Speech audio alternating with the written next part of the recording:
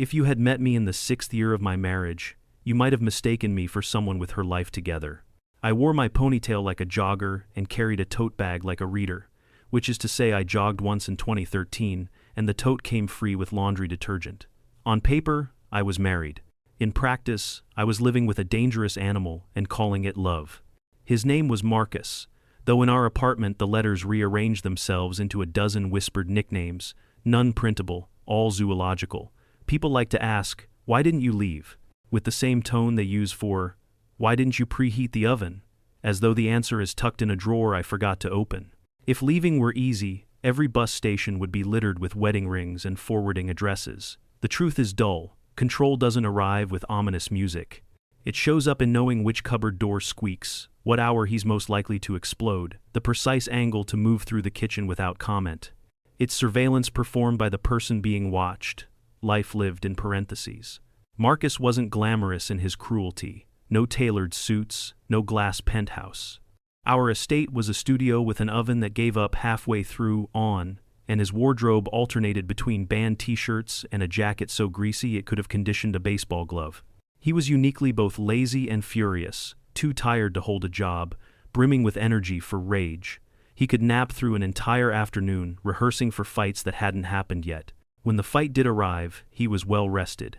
It took me years to see the pattern: apologies, flowers, honeymoon voice, then fists and silence, not as exceptions, but as climate.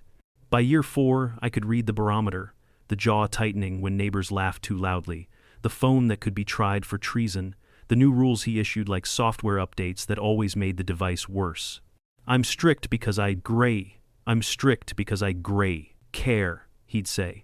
Almost noble, if you ignored the broken chair leg and the shattered mug. The ugliest part wasn't the bruises, though. I photographed them in the bathroom lighting, which made everything look like a crime scene anyway.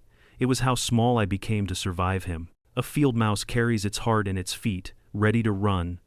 I carried mine in my vocabulary. I stopped saying no. I stopped using verbs. I knew the exact sound a plate must make when it touched the table. Not too decisive, not too soft.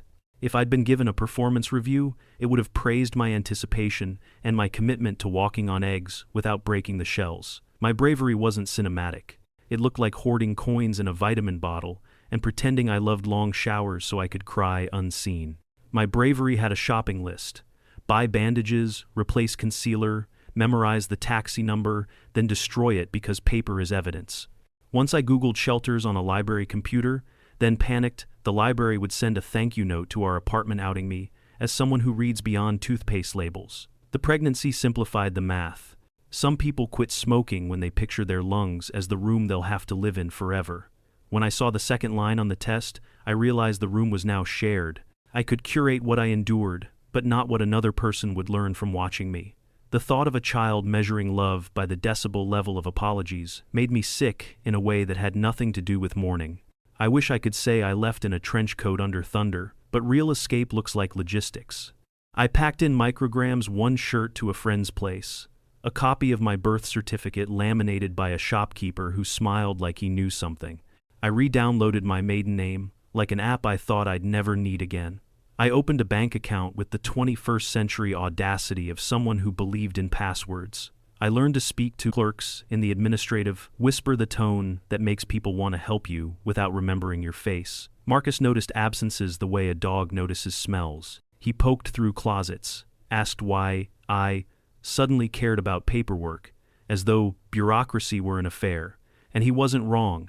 I was cheating on him with order, seducing myself with the idea bills could be paid on time and dinner could just be dinner. He began using the word family more, rolling it on his tongue like hard candy before biting down. "We're family," he'd say. What I heard. Possession with a sentimental garnish. 6 years and a handful of broken promises later, the night revealed itself like a door I hadn't seen. He passed out early, a rare grace of inertia, and I rehearsed my breathing until I could trust it not to shout. The bag was ready. Socks, documents, a photo of my mother that looked like a stock image for a woman who survived the 70s. The cab arrived on the second ring. The driver's eyes were the kind that have seen everything and charge by the mile. There's a silence that sits beside you when you leave a home at midnight with a secret. It isn't relief that comes later and shyly. It's more like a truce. You've shaken hands with the version of you that thought staying was noble and told her nobility can pack its own lunch. At the station, vending machines glowed like shrines to impulse. I bought water I wouldn't drink and a candy bar I didn't want, because that's what travelers do, and I was auditioning for the role. The ticket slid out like a receipt, which is all it was. You expect liberation to arrive with trumpets. It prefers thermal paper.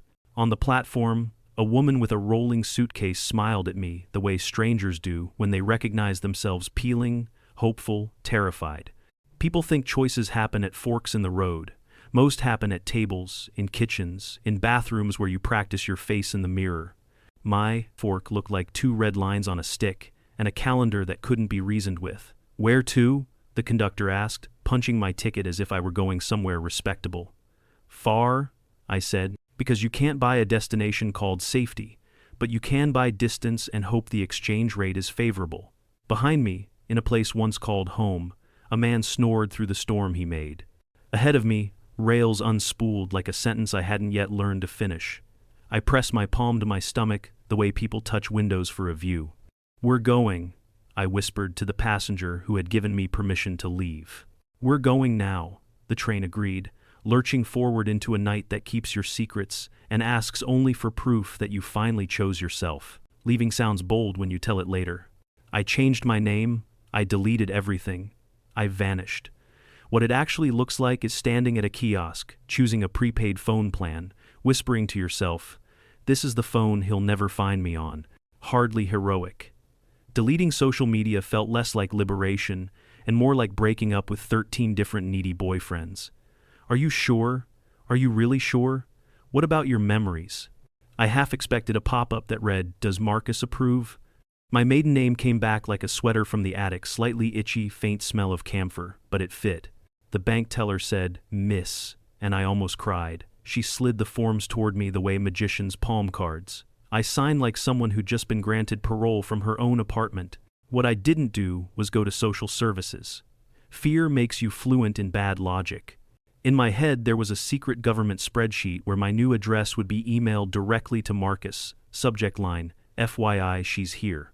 Later I learned about shelters, data protection, people who spend their careers making sure abusers don't get forwarding addresses. But at the time, I pictured a cheerful intern hitting send on my doom. My resume looked like the back of a receipt, thin and a little accusatory. I dropped out at 16, an age when you believe the world desperately needs your opinions and your eyeliner. No diploma, no license, no jobs, unless you count unpaid crisis management at home. Even my references were fictional. The woman in the mirror knows me well. The neighbor's cat saw everything. Still, I bought a train ticket with cash folded and refolded until it looked ashamed. I told the clerk I needed, as far as I can go, like a pilgrim who got lost in accounting. He didn't ask why. He just stamped it and handed me back my future in thermal paper. The train wasn't impressed. It had other duties, schedules, squeaks, a snack cart with coffee, so bitter it could file taxes.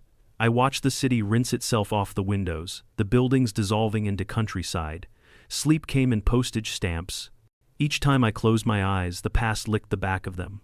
Across from me, a woman ate an orange in spirals, then offered me a slice as if it were communion.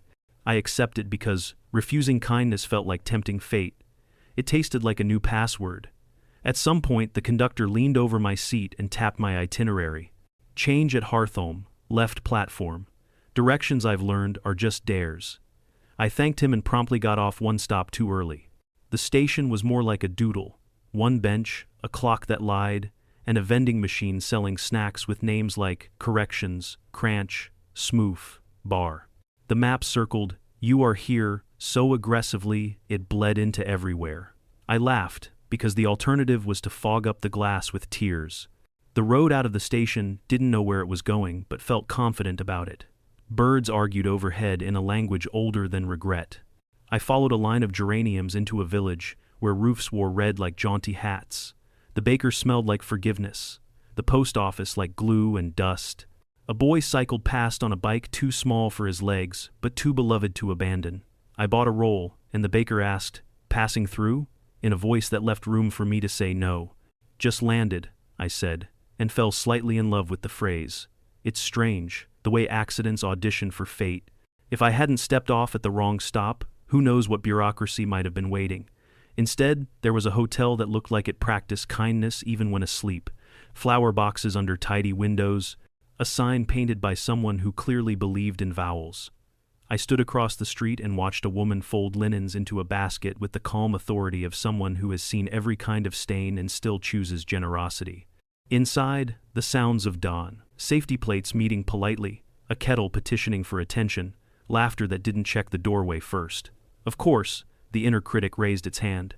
You have no diploma, no license, no proof you're anything but tired. True. But tired people have rebuilt kingdoms on less. I pressed my hand against my stomach and felt a flutter gas, hope, or both, and decided to pretend I was the sort of woman who applied for jobs before breakfast. I crossed the street.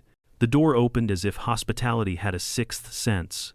A bell chimed, sitcom bright, and the lobby smelled faintly of lemon and certainty. The linen woman stood at the desk and smiled, not the sales smile, not suspicion, just recognition. She could see a person trying very hard. "Good morning," she said. "Can I help you?" I set my new name carefully on my tongue so it wouldn't slip, and said yes, in the voice of someone finally convinced that asking isn't a crime. Behind me, the village carried on. In front of me, a desk, a job I didn't have yet, a life not auditioned for. I opened my mouth to apply for something I wasn't qualified to do, and discovered that hope, apparently, speaks fluent application. Job applications are usually a collection of polite lies. I'm detail-oriented from the woman who hasn't matched socks in a decade. I thrive under pressure from the man who hyperventilates when the Wi-Fi blinks. I walked into that little hotel lobby, armed with my own lies, only to discover I couldn't even keep them straight. Instead of launching into my well-rehearsed speech, I let out a noise somewhere between a hiccup and a sob. Behind the desk stood Clara, the linen woman. Later, she'd become the kind of person I'd donate a kidney to, no questions asked. At that moment, though, she was just someone watching me melt into a puddle.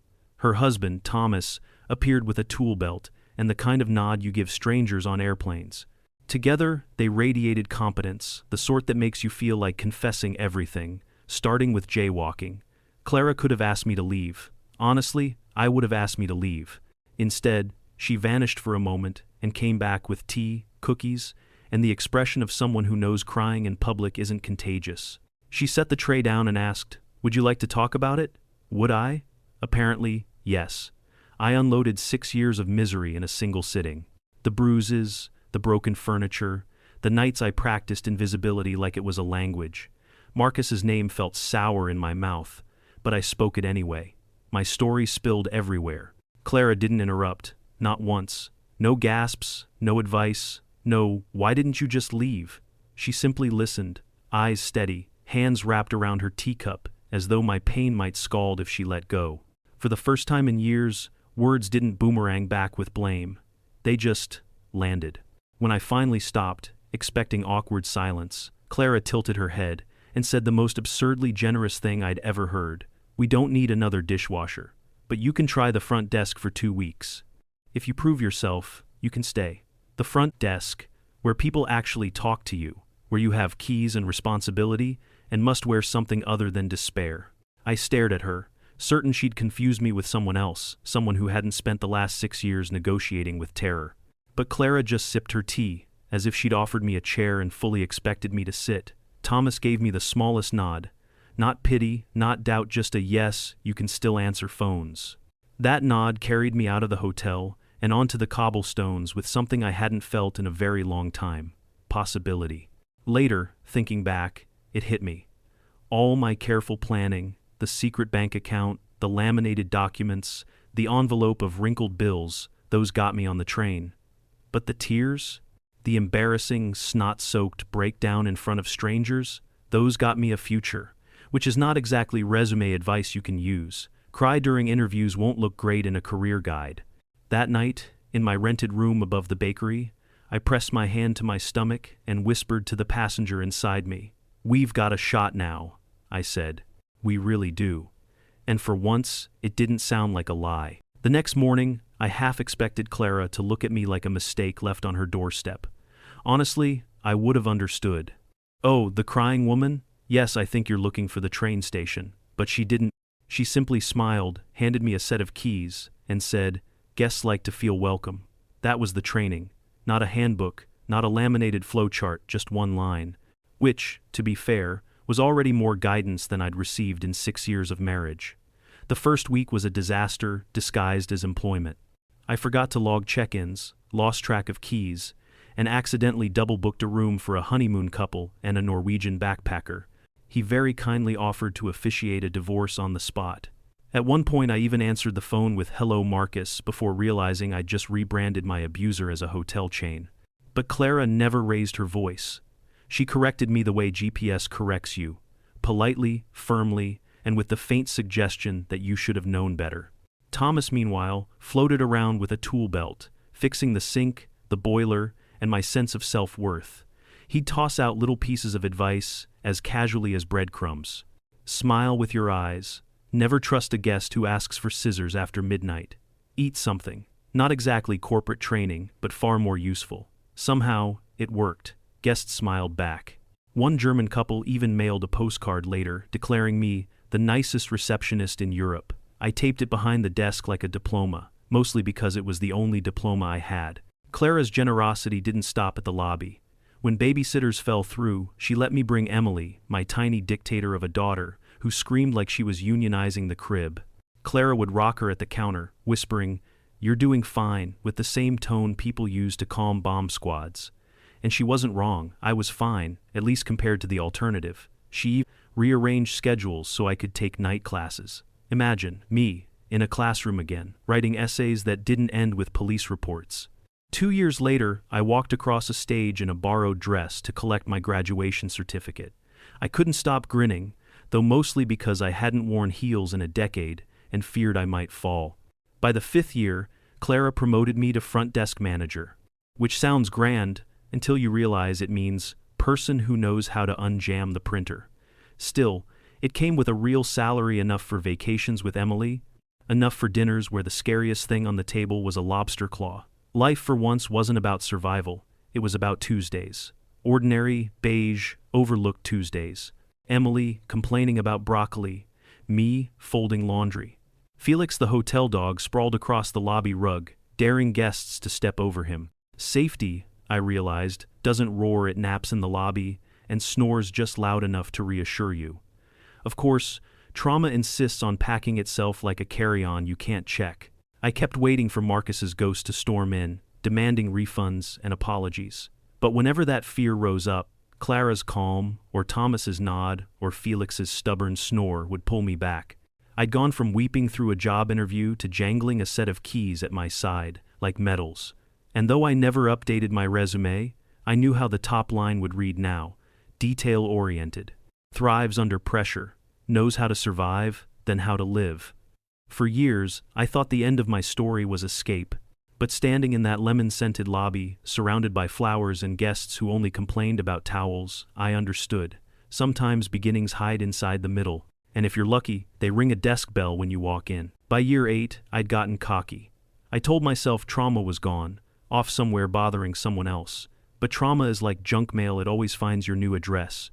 I was at the front desk, shuffling keys like they were rosary beads, when the door opened and in walked Marcus. Yes, that Marcus. My ex. The man who once turned a chair into a weapon and an apology into a hostage situation. He looked exactly the same: greasy jacket, stale cologne, eyes that thought they were charming but mostly screamed overripe fruit. "Hello," he said, smiling as if we were auditioning for the sequel to a romantic comedy nobody asked for. "I've missed you." I stared at him, wondering if throwing the desk bell at his forehead would technically count as hospitality. "Instead," I said, "no rooms. Flat. Final." The hotel had vacancies, of course, but I wasn't about to hand him one. Marcus leaned closer. "We should be a family again." A family, right. Like Charles Manson had followers. I told him to leave. He didn't. He lingered. The way mold lingers on bread, you scrape and scrape, but somehow it's still there.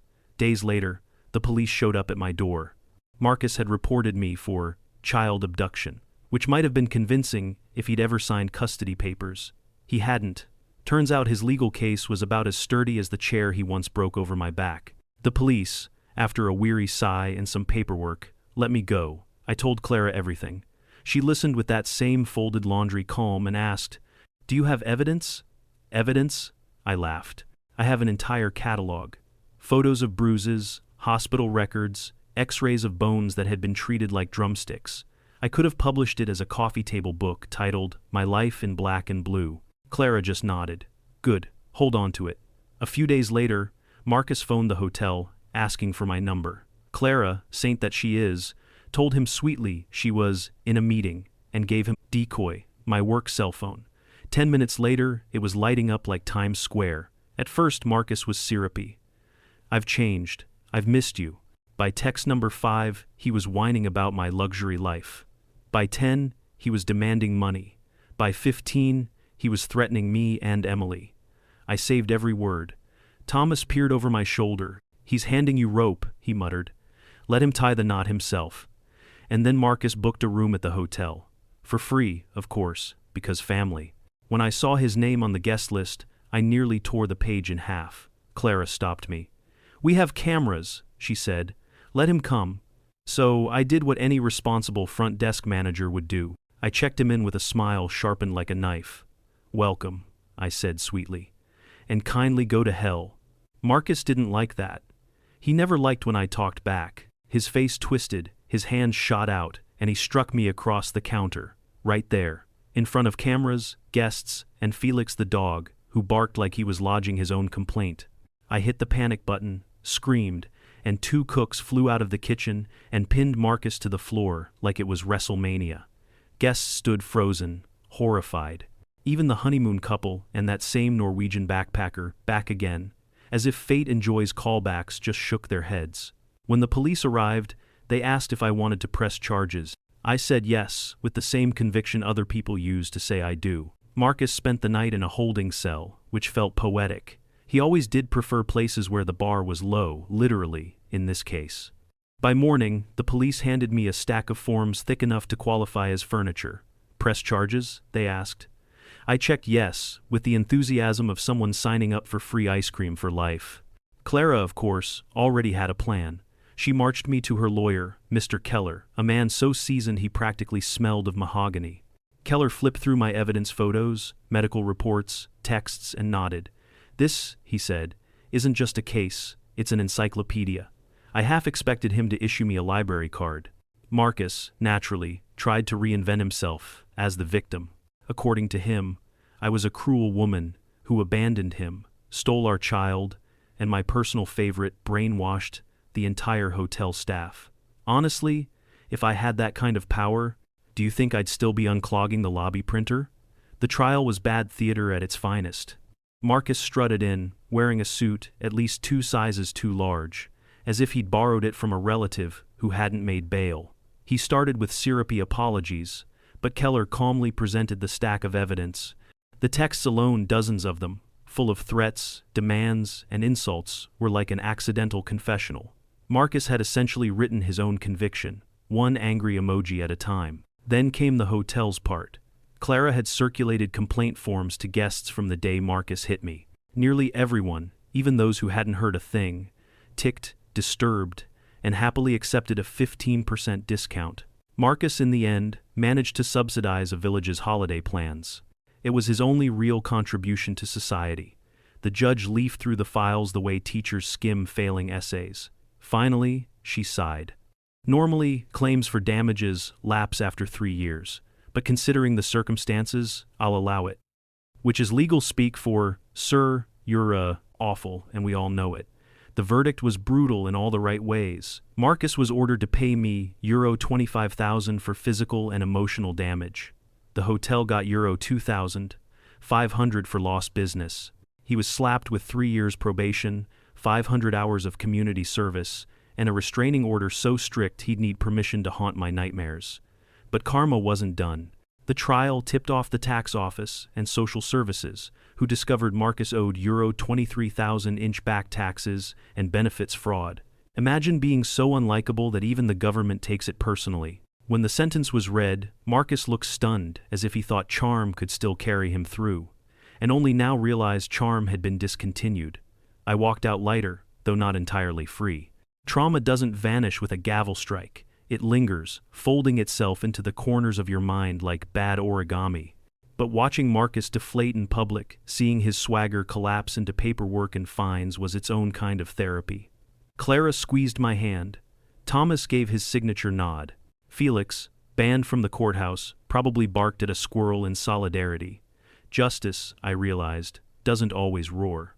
Sometimes it just sits in the corner, sipping tea, waiting patiently for the paperwork to catch up. After the trial, people congratulated me the way you congratulate someone who's lost weight too loudly, too casually, with no idea what it actually cost. You must be so relieved, they said, as if relief were a package delivered to your doorstep.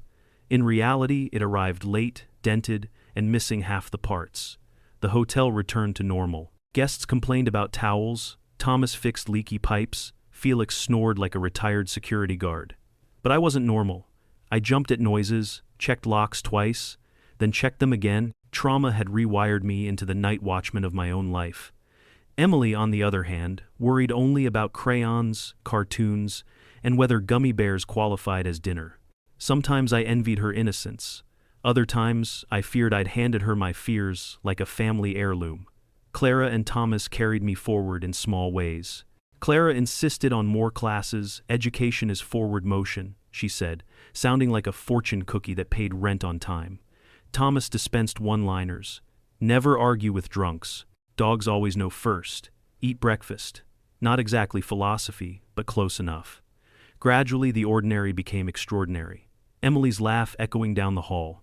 Keys jangling at my hip, no longer weapons but symbols of stability. A guest leaving a tip with a smile. These were miracles dressed in plain clothes. Marcus still tried to rattle me letters, rumors, but the restraining order was a moat, and his empty wallet kept him on the other side. For the first time, he wasn't a storm.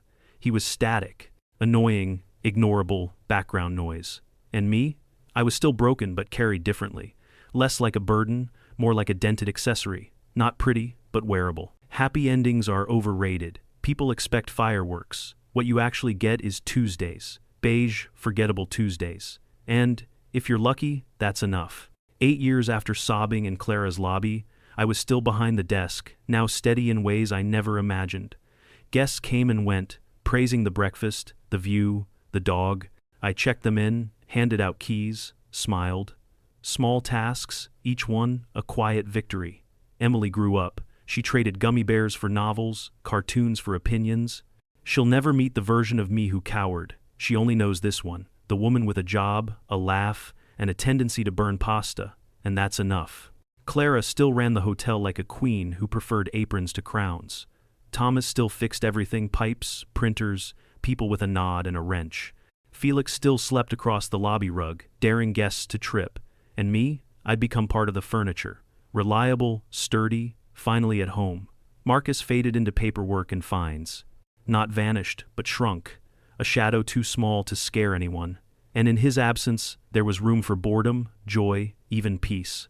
Looking back, the real revenge wasn't the trial or the money. It was survival turned into living. It was laughter echoing louder than fear. It was ordinary Tuesdays, stubbornly stacked one after another. Because survival is one thing. But thriving, messy, uneven, imperfect thriving, that's the ending we earned.